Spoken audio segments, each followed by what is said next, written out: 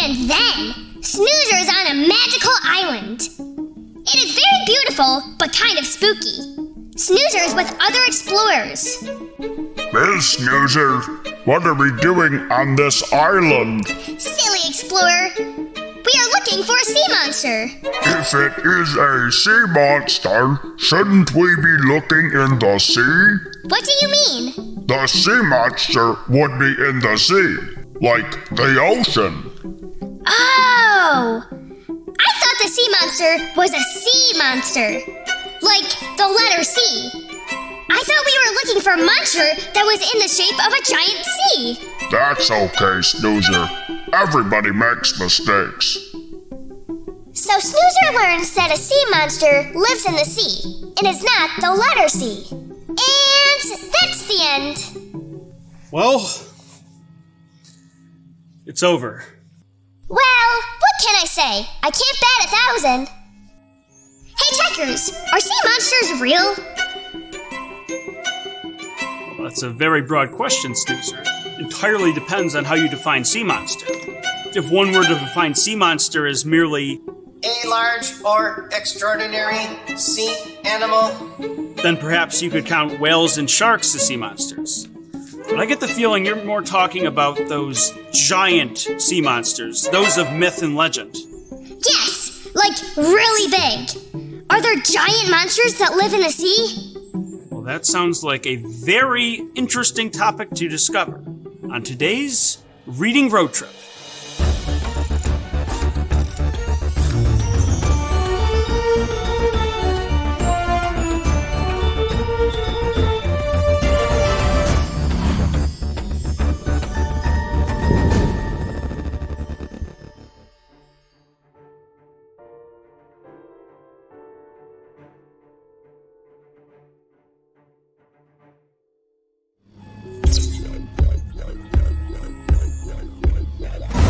Seatbelts.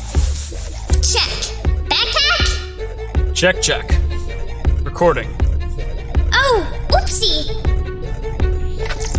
Now I am. Recording. All right, Snoozer. Sending in 3, 2, 1.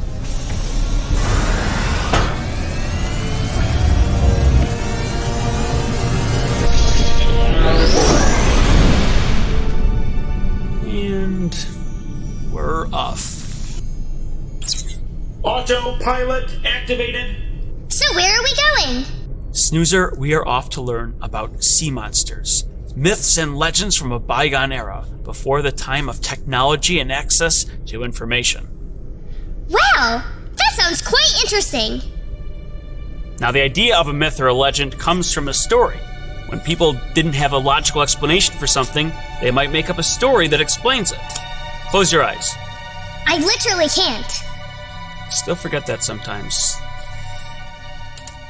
Oh, I can't see. Wonderful. Now just sit back for a second. Ah! What is happening? I don't know, Snoozer. Maybe it was a gust of wind, maybe a tornado, or maybe we are inside the jaws of a giant monster. Wait, really? No, of course not, Snoozer. But the fact is, you didn't know that because your eyes were blindfolded, so you had to make up a story or an explanation for what may be causing the van to shake. Oh! Oh! So people used to come up with stuff to explain other stuff. Yes, for example, maybe a ship went out to sea many years ago and never returned. Now, we could explain that by the ship succumbing to the treacherous oceans and storms, or we could say a giant monster climbed out and clawed the ship down into the deep blue sea. Oh, so sea monsters are just made up. Well, just because something's a story doesn't mean it's not derived from some sort of truth. We know from past reading road trips that there used to be much, much larger animals in the world than there are today. And we still have remains of those animals in museums. So sometimes those real animals are the basis of a myth. Oh, like King Kong. Exactly. There was a real giant ape called the Gigantopithecus, but it was only like 10 to 12 feet tall and it didn't climb the Empire State Building. But what if it did? It didn't. How do you know? Somebody would have seen it. What if it climbed it at night when everyone was sleeping? inaccurate. The The Gigantopithecus went extinct roughly 250,000 years before the Empire State Building was built. What if it never really went extinct? What if I pulled up the map? We are headed for Rainbow Way. Once we cross through, it will take us right to our destination, Lake Erie, home of the mythical monster, Bessie. Along the way, Mrs. Hamilton will be showing you how to make a craft from her treehouse. Really? Are we seeing the actual monster? Highly unlikely, Snoozer. Remember, these sea monsters are nothing more than stories and myths. But I hope we can learn more about Bessie today, and hey, we might be learning about sea monsters sooner than you think, because here come the books.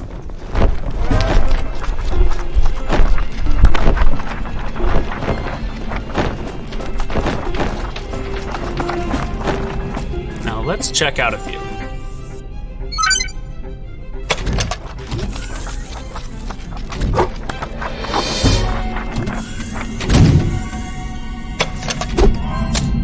What did we get? Well, Snoozer, here you go.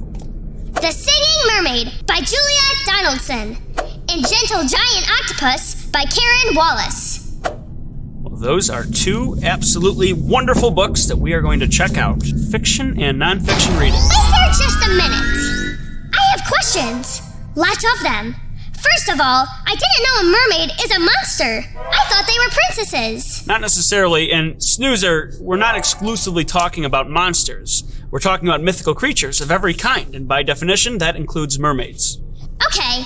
Second of all, octopuses are sea monsters? We'll explain that in a second, because we are entering the book in 3, 2, 1.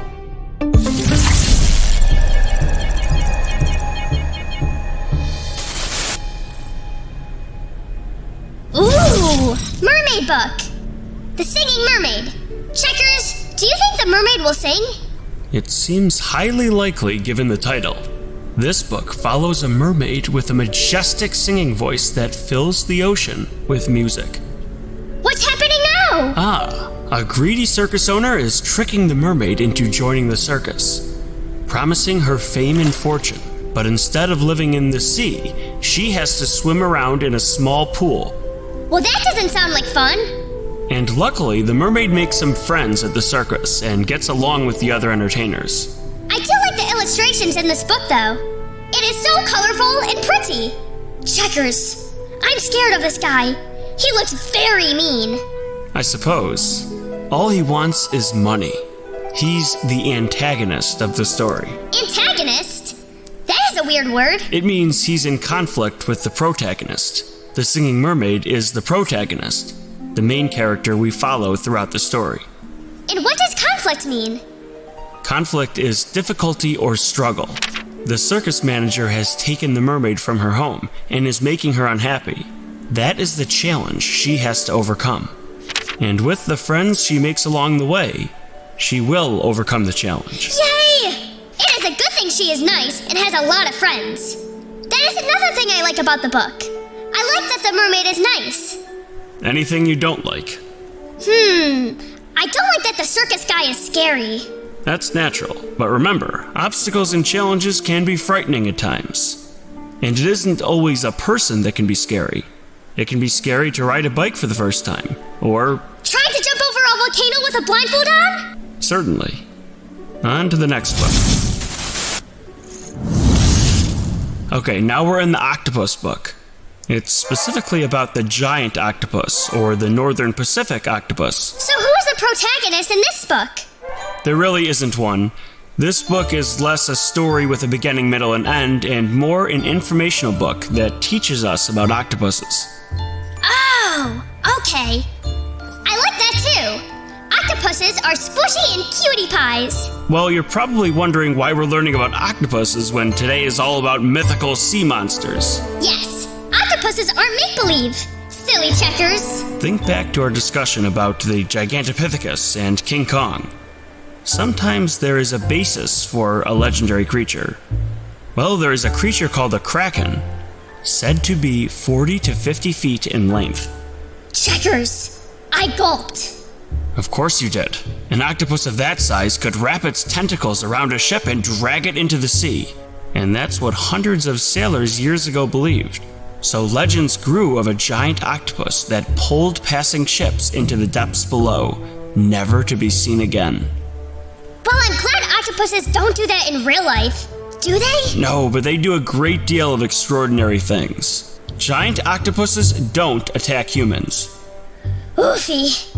But the book does show us how the octopus swims, how it eats, how it uses its tentacles, how it squirts ink to escape predators, and how it lays eggs. I like how there are pictures on every page, so I can see what the words are talking about. Right. And you can read through it a few times if you miss anything. And we are headed back to the road trip. I am just in hyper. Hey, Checkers, if the mermaid is the protagonist of her story, then am I the protagonist of my story? That tracks, yes. So who is my antagonist?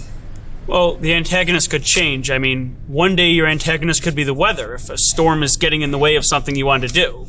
On another day, it could be... Oh no! Dr. Devious! Yes. It is I, the greatest antagonist of all time. I've hacked into Snoozer's recording system, and I have heard everything you have spoken about. And the answer is yes! Sea monsters are real, and I own one! No, we're good.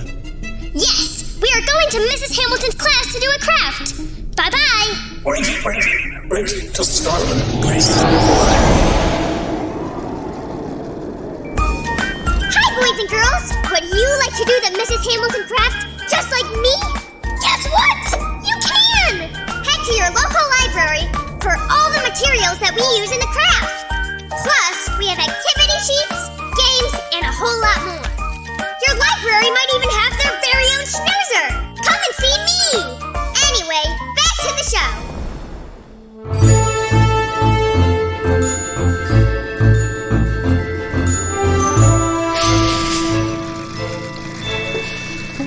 Are we there yet? Yes. See ya.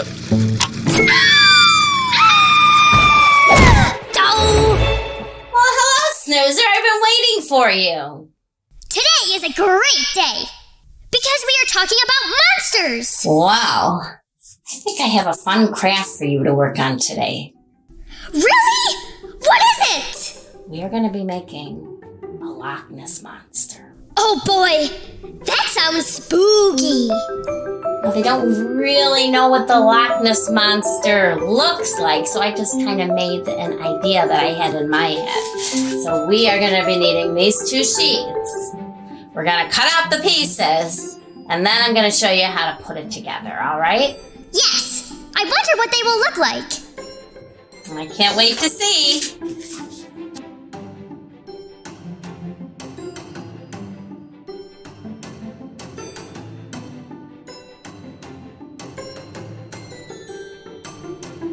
All right, I think I'm ready.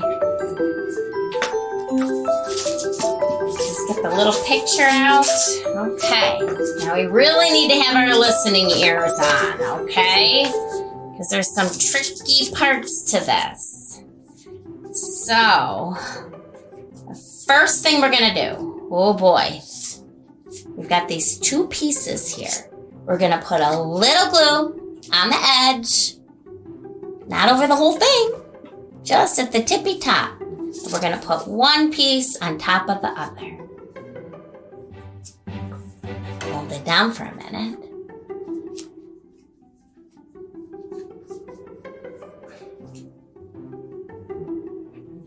All right, now we're going to get the eyes.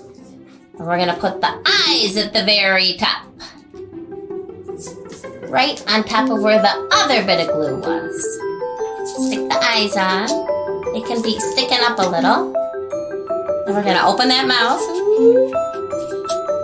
and put in its tongue.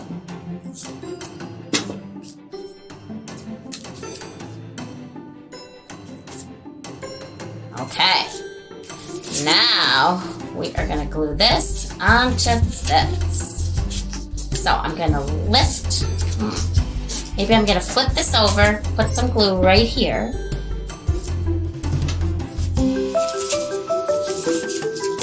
Kind of lift it up a little and stick this part on. Just like that. And then kind of have our monster like this. So we're gonna glue it. I'm gonna put a little glue maybe here for the end of our monster. And then you can kind of make a little rainbow. You can play with it. And then I'll put a little more glue here. You can make your monster any way you would like. Do that. And you can kind of bend it to make him go the way you'd like. Alright, if you want this, if you wanted to go a little higher, just move it. See?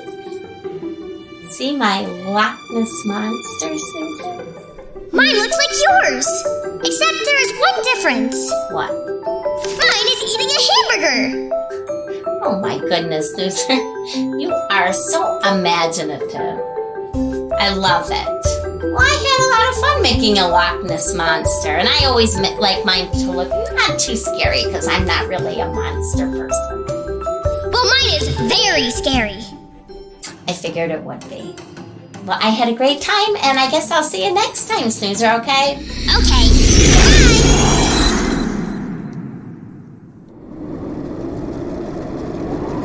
I had my Loch Ness Monster eating a hamburger because he got hungry.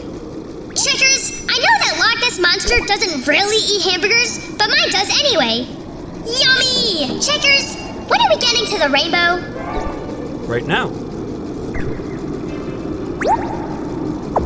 Ready to go in? Ready! Going through the rainbow.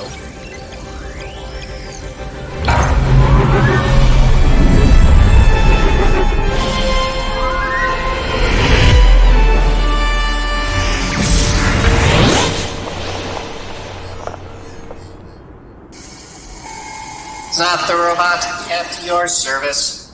Today's book recommendations are Nessie, the Loch Ness Monster by Richard-Brassey.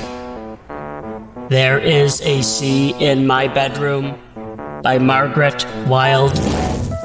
Travel Guide for Monsters by Lori Degman. Harry by the Sea by Jean Zion. Gentle Giant Octopus, Read and Wonder by Karen Wallace. The Singing Mermaid by Julia Donaldson. That is all for now. Goodbye.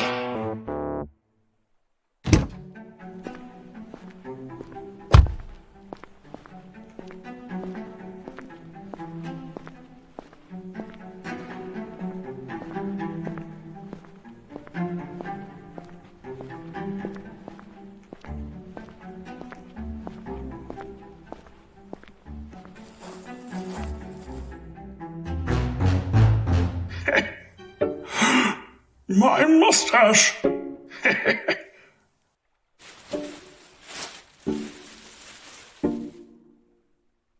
This will do. So what is a Bessie? Well, Snoozer, Bessie is a legendary monster similar to the Loch Ness Monster or Nessie. See, in the 1930s, there was a photo taken that looked like a real monster moving out of Loch Ness. Now, the picture turned out to be a fake, but that didn't stop an enduring legend that continues to this day. There's been numerous sightings of this monster, Nessie, but there's never been anything verified. Now, Lake Erie has their own version of the beast. It's called Bessie, and that is what we're coming here to look for. Bessie and Nessie. Hey, that rhymes. That's funny. Well, this is one big body of water. I bet they both could fit down there. Both Nessie and Bessie are very similar to a prehistoric dinosaur, which is called the plesiosaur. And that went extinct many, many years ago. But who knows, Snoozer? Maybe we'll have a chance to see the actual prehistoric monster today.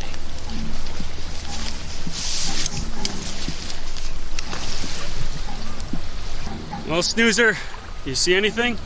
Just water, no Bessie. Maybe Bessie is swimming deep underwater and only comes out at night. Maybe. Well, I guess we'll just sit here for a while. Monster! What?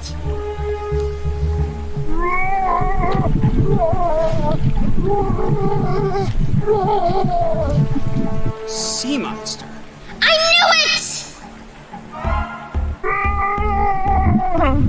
Checkers! The sea monster is running at us! Why are you running? Snoozer, when handling a sea monster of this size, it's best to stay put. I didn't know you had sea monster experience.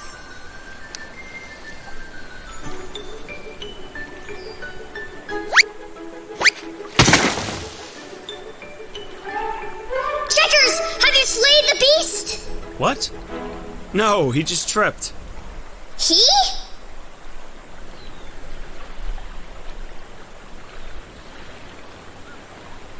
Dr. Devious. I planned the whole thing out. It was I that had been listening in on your conversation about the sea monster. Who hacked into your computer? Yes, you already told us that. But did you know that I snuck into the Checkers van while Snoozer was doing the craft? No, actually. Ha! I knew it. I was astronomically stealthy in my movements. I silently changed into a sea monster costume, carefully planning for the ideal moment to swoop down and frighten you and Snoozer. Well, I have to hand it to you. That is a truly devious plan. Oh, thank you. All right, that's enough of that. Come on, Snoozer. Let's get out of here. Wait. What do you want, Mr. Greeny Pants? Can I have a ride back? You're sitting in the back. Well, I had a lot of fun today. Dr. Devious is Snoozer's antagonist. Well, today anyway. Hey, it's a good thing a sea monster wasn't our antagonist. Oh dear, I would have fainted. Well, Snoozer, I think that just about does it for today. We had a lot of fun learning about sea monsters, but now we've got our file, and we are going to send it off to the Fuzzleland School.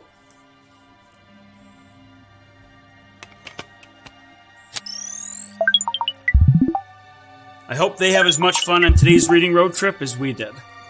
Until next time.